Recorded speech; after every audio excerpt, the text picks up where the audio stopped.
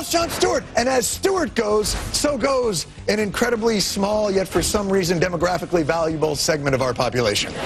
Satirist Jon Stewart enters the no-spin zone. God, you got like Ali's reach. You see the arms on Oh, you had no idea. What does he really think about President Obama and Fox News? This is gonna be awesome. Personal story segment tonight. It seems like just yesterday, but it was 2004 when Comedy Central guy Jon Stewart last entered the no-spin zone. Well, this afternoon, Mr. Stewart somehow got lost in Midtown Manhattan and wound up here. You know what I've noticed when I do your program? I go over, and the audience, they love President Obama, your audience, the guys who sit in the little bleachers. That's right. For them, it's like going to Lourdes to go to your show, because they know they're going to get... Many have been healed. Right. Yes, they know they're no going to get Obama, and, Uh-huh. and it's going to be... So it's perceived that you are a big fan of the president. All right. How's President Obama doing so far? You know, I'm torn. For me, I feel like I can't tell if he's a Jedi master playing chess on a 3-level board way ahead of us, or if this is kicking his ass. So You really don't know? For one thing, those types of broad analysis, you know, how's he doing? It doesn't lend itself to a very easy answer. I think there are certain areas that he seems to have made progress or stabilized certain areas. I'm appreciative of the fact that he has tried to re-engage the regulatory mechanism of the government. Wow, the regulatory mechanism. That's way over my head. The mechanism. What is that? And you're 6'5". Yeah, and I had no idea what you just that's said. like I was throwing to Marcus Colston. I mean, Yeah. that was like jumping out there. So what is the idea that we would have people there checking if there was lead in our toys? Okay, so protecting the folks using the federal government's power. He's made strides in doing that. You know, that's a pretty smart analysis. You know, a lot of people don't think you're smart. Thank you very much. Wow. Did you writers come up with that, or did you? No, they're in my pocket. All right, so you think that he's doing okay in some areas. Certain jobs. And not okay in others. Give me a not okay. I think he has decided that Congress is an equal branch of government. Huge mistake. You can't just walk in there as the next guy and say, let's go back to power share. 3 equal branches. No good. No. Right. You got to go in there, my friends. You want to pass a law I don't like? Signing statement.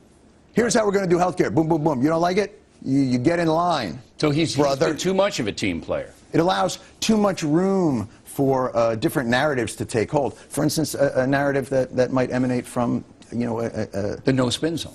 From here. From a news organization. You know, that's actually of another this ilk. astute point, and you've shocked me twice now with the regulatory thing. By the way, thing. did you notice I used the word ilk? I did, but I ignored it. Right. But anyway, so you say that President Obama, Yes. instead of driving home a few pieces of legislation so that everybody can understand what he's doing, That's right. Using the bully pulpit to an gathers too effect. many people under the tent, and there's too much discussion, That's right. thereby leading to too much sniping, and you don't get anything done. If you allow too much nitpicking on the edges of legislation, it will be necessarily turned into a type of lobbyist gruel. Lobbyist gruel? Lobbyist gruel. That's the porridge that the lobbyists would eat. Excellent. Without making a strong case to the public, you have no leverage because the real power takes place. Let me distill you see what I'm this doing so on the either table I here? can understand Can we get the it. table?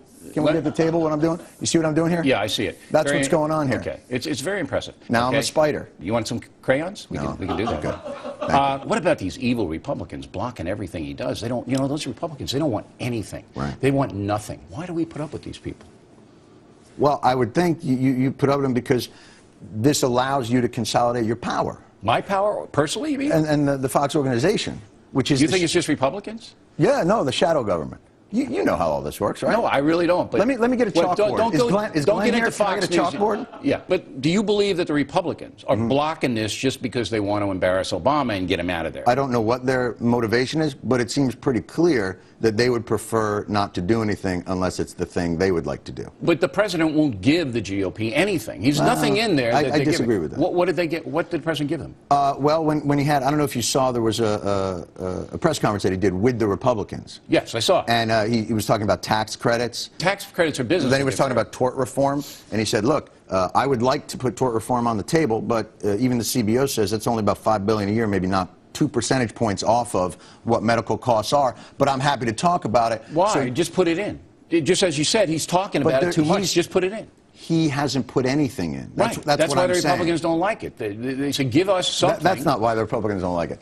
He has given them many different angles. For instance, even in the stimulus plan, a full third of that was tax cuts, which you would think, it was like at the State of the Union when he said, and we cut taxes for 95% of middle-class Americans. And everybody clapped, and the Republicans just sat there like this. Tax cuts, that sounds vaguely familiar. Washington Post, Howard Kurtz, says that Yeah. you're now being too tough on Barack Obama. Stewart has clearly become an important cultural arbiter.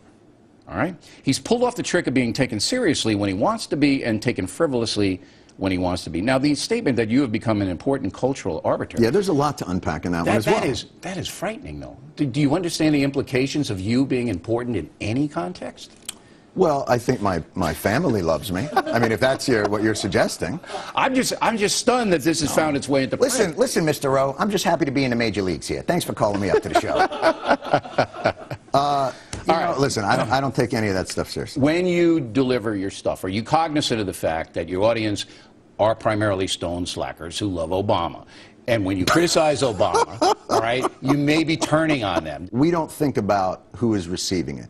We think about how it feels to us. All right, so we if have an it's funny internal to you, barometer. you're going to do it. That's right. Okay. Or if it feels like a valid piece of absurdity to put out there, we vet things internally.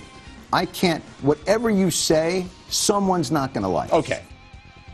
All right, coming next, Stewart has been kind of tough on Fox News, and we will confront him with that. Continuing now with the personal story segment, my interview with Jon Stewart, which we conducted earlier today. As you may know, Stewart has been kind of tough on Fox News. The other night on the program criticized Fox News for bailing out of the president's back and forth with the GOP. After we used an hour of it, all right, and bailed out for about 12 minutes because we had other stuff to do. And you were offended, personally offended. So I wasn't offended. I thought it was funny. The president at times being a little bit combative. We're going to cut away because this is against the narrative that we present. But, Stewart. Oh, my God. On election night... You got like Ali's reach. You see the arms on Oh, you had no idea, It's like dealing with Dikembe Mutombo, trying to argue with... You're giving me one of these. But, no.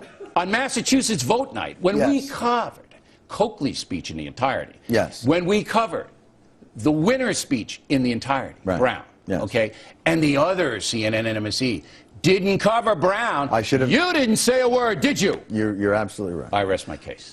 Your case is rested. Now, are you shocked that a Democratic poll operation shows that Fox News is the most trusted news operation in the country? 49% of Americans trust Fox News. I'm not shocked by that. Are you shocked that an internet poll said I was the most trusted newscaster in America? Yeah, but that was like Blinky did it. This was a big concern, okay? And somebody told me off the record that you were one of the 49% that believe Fox News is the most trusted news organization. Here's what I believe. Fox News is the most passionate and sells the clearest narrative of any news organization, if that's how are you still referring to it in that manner? Yeah, it's a news organization. Right. That's how the poll referred to it. No, I'm sure nobody had any problem. Only you. Well, only you. I think Fox, in and of yourself, say you're not a news organization all day. Isn't it now your news? What was it? Your news from 9 to 11, and then your opinion, and then your news again from like 1 to 2:30. It's kind of like a newspaper. Except on the Jewish holidays, then you're not. And then on alternate parking days, you're news, but then Christmas, you're not. Okay, and think about the news pages, and then you open another page, and there is the opinion page. Clearly labeled opinion page. Yeah. You have no problem with that, right? First of all, newspapers are a passive piece of paper that you go to and you know where the opinion thing is. Television doesn't function that way, and you know You don't think people know the Factor is an opinion show? You don't think they know that? It's certainly not clearly labeled. I've looked at your promos. You're part of the fair and balanced part. You're part of the most trusted name in news. But you don't think people know Let me the put it this way. O'Reilly Factor isn't an opinion show? That's like saying somebody watches your show, they don't know it's a comedy show. Come on, Stewart, wise up, man. Everybody knows this. People watching in Pakistan, you know, they had a little direct TV, and they go, that O'Reilly's opinion show. They know. They know. They know you're a comic. Why do they know use I'm an that opinion accent? guy. Let me ask you a question. You truly believe that Fox News is just a nonpartisan, fair and balanced, trustworthy... Our hard news operation is. But of course, now you're casting aspersions. Yes, I am. Big word. I believe I am. All right, casting aspersions. That's right. People like Shepard Smith, all of our White House people. Listen, here's the brilliance. Here's the brilliance. Report fairly. Here's the brilliance of Fox News.